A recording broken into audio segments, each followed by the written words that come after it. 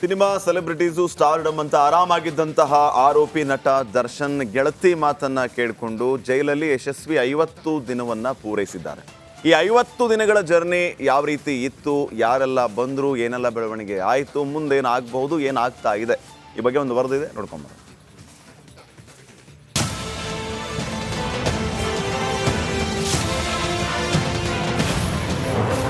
ಜೈಲಲ್ಲಿ 50 ದಿನ ಪೂರೈಸಿದ ದರ್ಶನ್. ಭೇಟಿಯಾಗಿದ್ದವರೆಷ್ಟು, ಹೇಗಿದೆ ಲೈಫು? ಸಿನಿಮಾದಲ್ಲಿ ಪಂಚ್ ಡೈಲಾಗ್ ಹೊಡೆದು ಡಿ ಬಾಸ್ ಅಂತ ಫೇಮಸ್ ಆಗಿದ್ದ ದರ್ಶನ್ ಈಗ ಕಂಬಿ ಹಿಂದೆ ಲಾಕ್ ಆಗಿದ್ದಾರೆ. ದರ್ಶನ್ ಜೈಲು ಸೇರಿ ಬರೋಬ್ಬರಿ 50 ದಿನ ಯಶಸ್ವಿಯಾಗಿ ಪೂರೈಸಿದ್ದಾರೆ. ಈ 50 ದಿನಗಳಲ್ಲಿ ದಾಸ ನಿದ್ದೆಗೆಟ್ಟಿದ್ದೆಷ್ಟು ದಿನವೋ, ಚಿಂತೆಯಲ್ಲಿ ತೇಲಿದ್ದು ಅದೆಷ್ಟು ದಿನವೋ ಗೊತ್ತಿಲ್ಲ. ಹಂಗೂ ಹಿಂಗೂ ಕೊಲೆ ಕೇಸಲ್ಲಿ 50 ಡೇಸ್ ಪೂರೈಸಿದ್ದಾರೆ.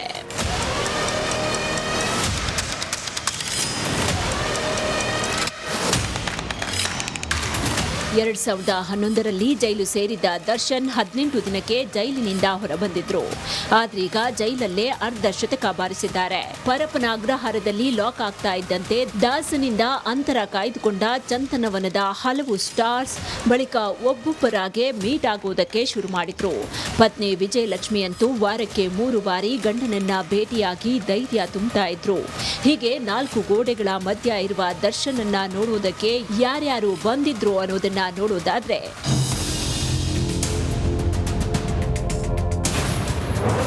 ಜೂನ್ 22ರಂದು ಪರಪ್ಪನ ಅಗ್ರಹಾರ ಜೈಲು ಪಾಲಾದ ದರ್ಶನ್.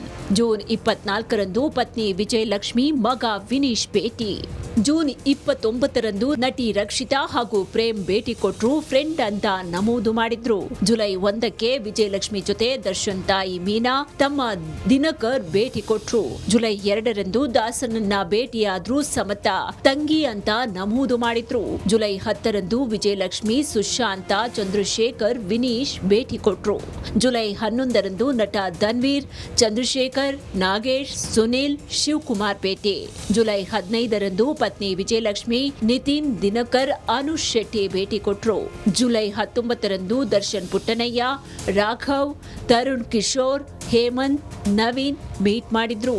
ಜುಲೈ 22ರಂದು ವಿನೋದ್ ಪ್ರಭಾಕರ್, ದಿನಕರ್, ಸುಶಾಂತ್ ನಾಯ್ಡು, ಶ್ರೀನಿವಾಸ್ ಪತ್ನಿ ಭೇಟಿ ಕೊಟ್ರು. ಜುಲೈ 25ರಂದು ಸಾಧು ಕೋಕಿಲ, ಸಚ್ಚಿದಾನಂದ, ಹರಿಕೃಷ್ಣ, ರಾಮನಾಥ್, ಭೋಜರಾಜ್ ಭೇಟಿ. ಜುಲೈ 29ರಂದು ವಿಜಯಲಕ್ಷ್ಮಿ, ಮಗ ವಿನೀಶ್, ದಿನಕರ್, ಗೆಳೆಯರಾದ ಶಕ್ತಿವೇಲು, ಕವಿರಾಜ್ ಭೇಟಿ ಕೊಟ್ರು. ಆಗಸ್ಟ್ 1ರಂದು ದರ್ಶನ್ ಅವರನ್ನ ಭೇಟಿ ಮಾಡಿದ್ರು ಗೆಳೆಯ ಧನ್ವೀರ್ ಹಾಗೂ ಶ್ರೀಹರ್ಷ. ಆಗಸ್ಟ್ 5ರಂದು ವಿಜಯಲಕ್ಷ್ಮಿ ಸಹೋದರರಾದ ಲಲಿತಾ, ರಾಘವ, ರಾಕೇಶ್, ಶ್ವೇತಾ ಭೇಟಿ ಕೊಟ್ರು. ಆಗಸ್ಟ್ 8ರಂದು ವರ್ಷಾ ಮೇಲಂಟ, ಜಗದೀಶ್, ರಾಕೇಶ್ ಶರ್ಮಾ, ಹರೀಶ್ ಮಲ್ಹೋತ್ರಾ ಭೇಟಿ ಮಾಡಿದ್ರು.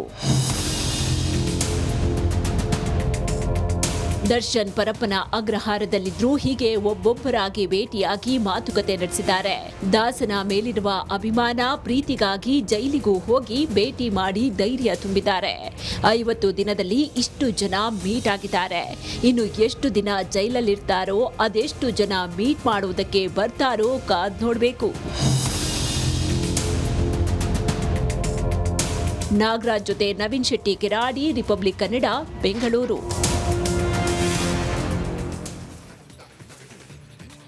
ಇನ್ನು ಕೊಲೆ ಮಾಡಿ ಕಂಬಿ ಹಿಂದಿರುವ ಡಿ ಗ್ಯಾಂಗ್ಗೆ ಮತ್ತಷ್ಟು ಟ್ರಬಲ್ ಎದುರಾಗ್ತಾ ಇದೆಯಂತೆ. ಏನದು ಟ್ರಬಲ್ ಅಂತ ನೀವು ಯೋಚನೆ ಮಾಡ್ತಾ ಇದ್ರೆ, ಈ ಕೊಲೆ ಕೇಸ್ ಇದೆಯಲ್ಲ, ರೇಣುಕಾಸ್ವಾಮಿ ಕೊಲೆ ಕೇಸ್, ಆ ತನಿಖೆನ ಮತ್ತೆ ಆರಂಭಿಸ್ತಾ ಇದ್ದಾರಂತೆ ತನಿಖಾ ತಂಡದವರು. ಮೊದಲಿನಿಂದಲೇ ಮತ್ತೆ ಸಾಕ್ಷ್ಯ ಕಲೆ ಹಾಕುವುದಕ್ಕೆ ಮುಂದಾಗ್ತಾ ಇದ್ದಾರೆ ಪೊಲೀಸರು. ರೇಣುಕಾಸ್ವಾಮಿಯನ್ನ ಸಂಪರ್ಕ ಮಾಡಿದ್ದ ರೀತಿಯ ಬಗ್ಗೆ ತನಿಖೆ ಆಗುತ್ತಂತೆ. ಹೇಗೆ ಕಿಡ್ನಾಪ್ ಮಾಡಿದ್ರು, ಹೇಗೆ ಸಂಪರ್ಕ ಮಾಡಿದ್ರು, ಆ ಬಗ್ಗೆ ಮತ್ತೊಮ್ಮೆ ರೀಇನ್ವೆಸ್ಟಿಗೇಷನ್ ಆಗುತ್ತಂತೆ ಈ ಕೇಸ್ಗೆ ಸಂಬಂಧಪಟ್ಟಂತೆ.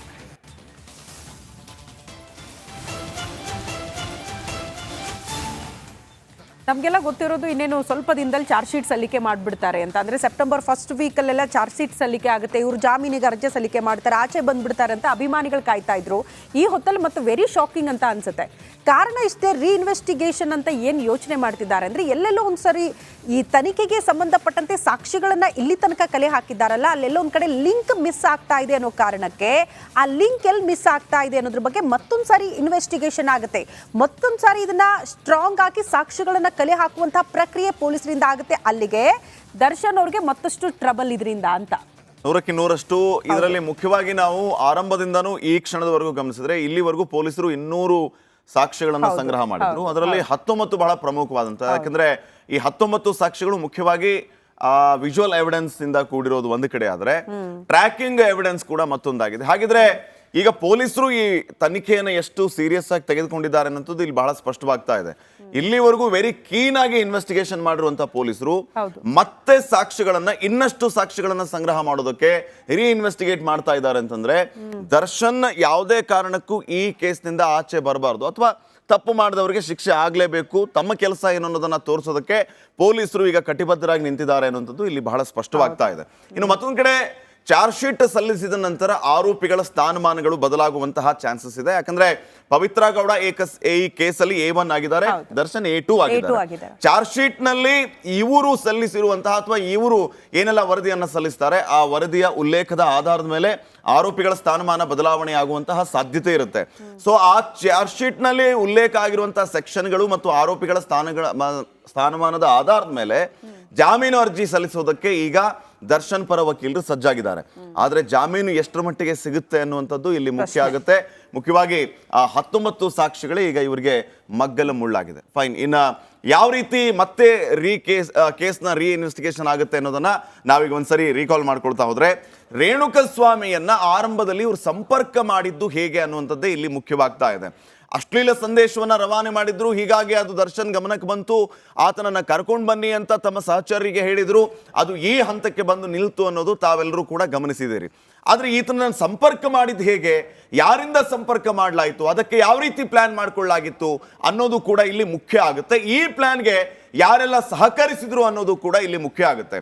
ಸೊ ದರ್ಶನ್ ಸದ್ಯಕ್ಕೆ ಈ ವಿಚಾರವಾಗಿ ಮೊದಲು ಯಾರನ್ನ ಸಂಪರ್ಕ ಮಾಡಿದ್ರು ಅನ್ನುವಂಥದ್ದು ಮುಖ್ಯ. ಕಿಡ್ನಾಪ್ಗೂ ಮುನ್ನ ಆರೋಪಿಗಳ ಪ್ಲಾನ್ ಏನಾಗಿತ್ತು ಅನ್ನುವಂಥದ್ದು ಮುಖ್ಯ. ದರ್ಶನ್ ಕಾಲ್ ಚಿತ್ರದುರ್ಗದವರೆಗೆ ರೀಚ್ ಆಗಿದ್ದು ಹೇಗೆ, ಅಲ್ಲಿ ಯಾರನ್ನ ಸಂಪರ್ಕ ಮಾಡಿದ್ರು ತಮಗೆಲ್ಲ ಗೊತ್ತಿದೆ. ಈ ದರ್ಶನ್ ಅಭಿಮಾನಿಗಳ ಬಳಗದವರು ಜಿಲ್ಲೆಗೆ ಒಂದೊಂದು ಸಂಘ ಅಂತ ಮಾಡ್ಕೊಂಡಿದ್ದಾರೆ. ಈ ಚಿತ್ರದುರ್ಗದ ಜಿಲ್ಲಾಧ್ಯಕ್ಷ ರಾಘವೇಂದ್ರ, ಈ ರಾಘವೇಂದ್ರನನ್ನ ಸಂಪರ್ಕ ಮಾಡುವಂತಹ ಕೆಲಸ ಆಯಿತು ಅನ್ನುವಂಥದ್ದು ಈ ಕೇಸ್ನ ಇನ್ವೆಸ್ಟಿಗೇಟ್ ಮಾಡಿದಾಗ ಇಲ್ಲಿವರೆಗೂ ಗೊತ್ತಾಗಿರುವಂತಹ ಅಂಶ. ಆರೋಪಿಗಳಿಗೆ ರೇಣುಕಸ್ವಾಮಿ ಬಗ್ಗೆ ಹೇಗೆ ಗೊತ್ತಾಯಿತು ಅನ್ನುವಂಥದ್ದು ಮುಖ್ಯ ಆಗುತ್ತೆ. ರಾಘವೇಂದ್ರ ಮೂಲಕವೇ ಎಲ್ಲ ರೀತಿಯ ಮೆಸೇಜ್ ಕಲೆಕ್ಟ್ ಮಾಡುವಂತಹ ಕೆಲಸ ಈ ಡಿ ಗ್ಯಾಂಗ್ ಇಂದ ಆಯ್ತಾ ಅನ್ನುವಂಥದ್ದು ಕೂಡ ಮುಖ್ಯ ಆಗುತ್ತೆ. ಲೋಕಲ್ ಹುಡುಗರಿಂದ ರೇಣುಕಸ್ವಾಮಿಯ ಚಲನವಲನದ ಬಗ್ಗೆ ಫಾಲೋ ಮಾಡುವಂತಹ ಕೆಲಸ ಆಯ್ತಾ, ಆ ಮೆಸೇಜ್ ಅನ್ನ ದರ್ಶನ್ ವರೆಗೂ ತಲುಪಿಸುವಂತಹ ಕೆಲಸ ಈ ಡಿ ಗ್ಯಾಂಗ್ ನಿಂದ ನಿರಂತರವಾಗಿ ಆಯ್ತಾ ಅನ್ನುವಂಥದ್ದು ಕೂಡ ಮುಖ್ಯ ಆಗುತ್ತೆ. ಹಾಗಿದ್ರೆ ಈ ಎಲ್ಲ ವಿಚಾರಗಳನ್ನು ಓವರ್ ಆಗಿ ವೆರಿ ಇಂಟ್ರೆಸ್ಟಿಂಗ್ ಆಗಿದೆ, ಇದು ಹೇಗಿರುತ್ತೆ ಇನ್ವೆಸ್ಟಿಗೇಷನ್ ಅಂತ. ಸೊ ಆ ಕುರಿತು ಮಾಹಿತಿ ಪಡ್ಕೊಂಡ್ಬಿಡೋಣ. ನನ್ನ ಸಹೋದ್ಯೋಗಿ ನಾಗರಾಜ್ ಕೂಡ ನೇರ ಸಂಪರ್ಕದಲ್ಲಿ ಜಾಯಿನ್ ಆಗ್ತಿದ್ದಾರೆ. ನಾಗರಾಜ್, ನಮಗೆಲ್ಲ ಗೊತ್ತಿರೋದು ಸೆಪ್ಟೆಂಬರ್ 1st ವೀಕಲ್ಲಿ ಚಾರ್ಜ್ ಶೀಟ್ ಸಲ್ಲಿಕೆ ಆಗ್ಬಿಡುತ್ತೆ, ತನಿಖೆ ಎಲ್ಲ ಪೂರ್ಣಗೊಂಡಿದೆ, ಸಾಕ್ಷಿಗಳನ್ನ ಕಲೆ ಹಾಕ್ಬಿಟ್ಟಿದ್ದಾರೆ, ಇನ್ನಿವರು ಜಾಮೀನು ಅರ್ಜಿಗೆ ಸಲ್ಲಿಕೆ ಮಾಡ್ತಾರೆ, ಹೊರಗಡೆ ಬಂದ್ಬಿಡ್ತಾರೆ ಅಂತ ಅಭಿಮಾನಿಗಳು ಭಾವಿಸಿದ್ರು.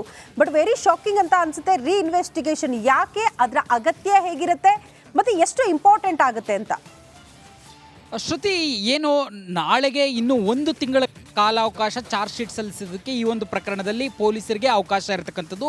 ಈ 1 ತಿಂಗಳ ಅವಧಿಯಲ್ಲಿ ಈಗಾಗಲೇ ಬಹುತೇಕ ಮುಕ್ತಾಯ ಹಂತದತ್ತ ತನಿಖೆಯನ್ನು ಪೊಲೀಸರು ತೆಗೆದುಕೊಂಡು ಹೋಗ್ತಾ ಇರ್ತಕ್ಕಂಥದ್ದು. ಈ ವೇಳೆಯಲ್ಲಿ ಇನ್ವೆಸ್ಟಿಗೇಷನ್ ಅಥವಾ ಏನೊಂದು ಕ್ರೈಮ್ ಆಗಿತ್ತು ಆ ಕ್ರೈಮನ್ನು ಅಲೈಟ್ಮೆಂಟ್ ಮಾಡುವಂಥ ಉದ್ದೇಶ ಏನಂತಂದರೆ, ಯಾವುದಾದ್ರೂ ಅಂಶಗಳು ಈ ಒಂದು ಪ್ರಕರಣದಲ್ಲಿ ಬಿಟ್ಟು ಹೋಗಿದ್ದಾವ ಅಥವಾ ಯಾವುದಾದ್ರೂ ಅಂಶಗಳು ಹೊಸ ಅಂಶಗಳು ಆರೋಪಿಗಳಿಗೆ ಕಂಟಕವಾಗುವಂಥ ಅಂಶಗಳು ಅಥವಾ ಸಾಕ್ಷ್ಯಗಳು ಸಿಗ್ತವ ಅನ್ನೋ ಒಂದು ಉದ್ದೇಶಕ್ಕೆ ಸಾಮಾನ್ಯವಾಗಿ ತೀರಾ ಹೈ ಪ್ರೊಫೈಲ್ ಅಥವಾ ದೇಶ ಅಥವಾ ರಾಜ್ಯದ ಗಮನ ಸೆಳೆದಿರ್ತಕ್ಕಂಥ ಪ್ರಕರಣದಲ್ಲಿ ಪೊಲೀಸರು ಮಾಡೋದಕ್ಕೆ ಮುಂದಾಗ್ತಾರೆ. ಯಾಕಂತಂದರೆ ಪ್ರತಿಯೊಂದು ಅಂಶವು ಬಹಳ ಪ್ರಾಮುಖ್ಯತೆಯನ್ನು ಪಡೆದುಕೊಂಡಿರುತ್ತೆ ಆರೋಪಿಗಳಿಗೆ ಶಿಕ್ಷೆಯನ್ನು ಕೊಡಿಸೋದ್ರಲ್ಲಿ. ಈ ನಿಟ್ಟಿನಲ್ಲಿ ಇನ್ನೂ 1 ತಿಂಗಳ ಕಾಲಾವಕಾಶ ಇರೋದ್ರಿಂದ ಈ ಒಂದು ಸಂದರ್ಭದಲ್ಲಿ ಯಾವುದಾದ್ರೂ ಹೊಸ ವಿಚಾರಗಳು ಪತ್ತೆ ಆಗ್ತಾವ ಅಥವಾ ಹೊಸ ಅಂಶಗಳು ಸಾಕ್ಷ್ಯಗಳು ಸಿಕ್ಕಿ ಆರೋಪಿಗಳಿಗೆ ಕಾನೂನು ಕುಣಿಕೆಯನ್ನು ಮತ್ತಷ್ಟು ಬಿಗಿ ಮಾಡ್ಬೋದು ಅನ್ನೋ ಉದ್ದೇಶಕ್ಕೆ ಈ ಒಂದು ಅಲೈಟ್ಮೆಂಟ್ ಅಥವಾ ಹೊಸದಾಗಿ ತನಿಖೆಯನ್ನು ಮೊದಲಿನಿಂದಲೂ ನೋಡ್ಕೊಂಡು ಬರುವಂಥ ಕೆಲಸವನ್ನು ಪೊಲೀಸರು ಮಾಡುವಂಥದ್ದು. ಅದೇ ವಿಚಾರದಲ್ಲಿ ಅದೇ ರೀತಿಯಾಗಿ ಈ ಒಂದು ಪ್ರಕರಣದಲ್ಲಿ ಪೊಲೀಸರು ಮಾಡೋಕ್ಕೆ ಮುಂದಾಗಿರ್ತಕ್ಕಂಥದ್ದು. ಇದರಿಂದಾಗಿ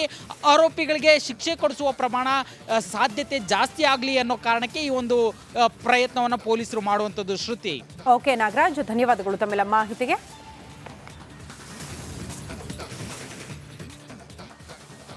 ಇನ್ನು ಸಮತಾ ವಿಚಾರಕ್ಕೆ ಸಂಬಂಧಪಟ್ಟಂತೆಯೂ ಕೂಡ ಈ ಕೇಸ್ಗೆ ಸಂಬಂಧಪಟ್ಟಂತೆ ಸಾಕಷ್ಟು ಬೆಳವಣಿಗೆಗಳಾಗ್ತಾ ಇದೆ. ದರ್ಶನ್ಗೆ ತಂಗಿ ಅಂತಿದ್ರೆ ಲಿಪ್ಸ್ಟಿಕ್ ರಾಣಿಗೆ ಆಕೆ ಕ್ಲೋಸ್ ಅಂದ್ರೆ ಕ್ಲೋಸೆಸ್ಟ್ ಫ್ರೆಂಡ್. ರೇಣುಕಾ ಸ್ವಾಮಿ ಕೊಲೆ ಕೇಸಲ್ಲಿ ಆಕೆ ಮೇಲೂ ಕೂಡ ಕಣ್ಣಿಟ್ಟಿರುವ ಖಾಕಿ ಫುಲ್ ಮಾಹಿತಿ ಕಲೆ ಹಾಕ್ತಿದ್ದಾರಂತೆ. ಆದ್ರೂ ಆಕೆ ಮೇಲೆ ಪೊಲೀಸರಿಗೆ ಅನುಮಾನ ಮಾತ್ರ ಇನ್ನೂ ಕೂಡ ಕಡಿಮೆ ಆಗಿಲ್ಲ. ಯಾಕೆ ಏನಾಯ್ತು ಆ ಕುರಿತ ಒಂದು ರಿಪೋರ್ಟ್ ಇಲ್ಲಿದೆ ನೋಡಿ.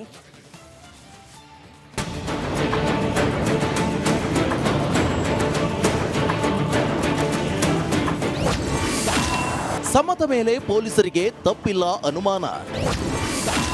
ಪದೇ ಪದೇ ಸಮತಾಳನ್ನ ಕರೆಸಿ ಕಾಕಿ ವಿಚಾರಣೆ. ದರ್ಶನ್ ಹಾಗೂ ಪವಿತ್ರ ಗೌಡಗೆ ಕಾಮನ್ ಫ್ರೆಂಡ್ ಆಗಿರೋ ಸಮತ ಮೇಲೆ ಪೊಲೀಸರು ಹದ್ದಿನ ಕಣ್ಣಿಟ್ಟಿದ್ದಾರೆ. ರೇಣುಕಸ್ವಾಮಿ ಕೊಲೆ ವಿಚಾರವಾಗಿ ಈಕೆಗೇನಾದ್ರೂ ಗೊತ್ತಿದ್ಯಾ, ದಾಸ ಅಥವಾ ಲಿಪ್ಸ್ಟಿಕ್ ರಾಣಿ ಏನಾದ್ರೂ ಹೇಳಿಕೊಂಡಿದ್ದಾಳೆ ಎಂಬುದರ ಬಗ್ಗೆ ಸಂಪೂರ್ಣ ಮಾಹಿತಿಯನ್ನ ಕಲೆ ಹಾಕುತ್ತಿದ್ದಾರೆ.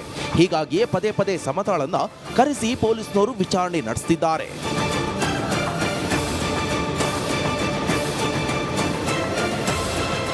ಸದ್ಯ A1 ಆರೋಪಿ ಪವಿತ್ರ ಗೌಡ ಕ್ಲೋಸ್ ಫ್ರೆಂಡ್ ಆಗಿರೋ ಸಮತಾಗೆ ರೇಣುಕಸ್ವಾಮಿ ಕೊಲೆ ಬಗ್ಗೆ ಮುಂಚೆ ಗೊತ್ತಿರುವ ಬಗ್ಗೆ ಅನುಮಾನ ವ್ಯಕ್ತವಾಗಿದೆ.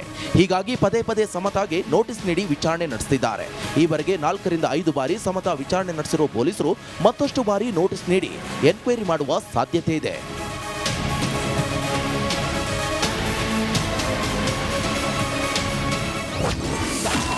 ಸಮತಾಳನ್ನ ವಿಚಾರಣೆಗೆ ಕರೆತಿರೋದ್ಯಾಕೆ ಪೊಲೀಸರು? ಪವಿತ್ರ ಗೌಡ ಆತ್ಮೀಯ ಗೆಳತಿಯಾಗಿರೋ ಸಮತಾಳೊಂದಿಗೆ ಬಿಸ್ನೆಸ್ ವಿಚಾರಗಳು, ಪರ್ಸನಲ್ ವಿಚಾರಗಳ ಬಗ್ಗೆ ಶೇರ್ ಮಾಡಿಕೊಳ್ತಾ ಇದ್ಲು. ಹೀಗಾಗಿ ರೇಣುಕಸ್ವಾಮಿ ಬಗ್ಗೆಯೂ ಸಮತಾಗೆ ಪವಿತ್ರ ಗೌಡ ಹೇಳಿರಬಹುದು ಅಂತ ಕಾಕಿಗೆ ಶಂಕೆ ವ್ಯಕ್ತವಾಗಿದೆ. ರೇಣುಕಸ್ವಾಮಿ ಮೆಸೇಜ್ ಮಾಡಿರೋದು ಆತನನ್ನ ಕರೆಸ್ತಾ ಇರೋದು ಕೊಲೆ ಮಾಡುವ ಬಗ್ಗೆ ಹೇಳಿಕೊಂಡಿರಬಹುದು. ಯಾಕೆಂದ್ರೆ ಸಮತಾ ಪತಿ ವಿಕ್ಟೋರಿಯಾದಲ್ಲಿ ಸರ್ಜನ್ ಆಗಿದ್ದು ಪೋಸ್ಟ್ ಮಾರ್ಟಮ್ ಮಾಡುವ ವೈದ್ಯಾಧಿಕಾರಿಯಾಗಿದ್ದಾರೆ. ರೇಣುಕಸ್ವಾಮಿ ಕೊಲೆಯಾದ್ಮೇಲೆ ಪೋಸ್ಟ್ ಮಾರ್ಟಮ್ನಲ್ಲಿ ನೋಡಿಕೊಂಡ್ರಾಯ್ತು ಅಂತ ಮಾತುಕತೆ ನಡೆದಿರಬಹುದು ಅಂತ ಪೊಲೀಸರು ಶಂಕೆ ವ್ಯಕ್ತಪಡಿಸಿದ್ದಾರೆ.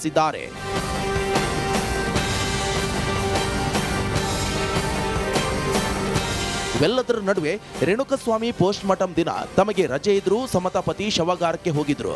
ಇದು ಹಲವು ಅನುಮಾನಗಳಿಗೆ ಕಾರಣ ಆಗಿದೆ.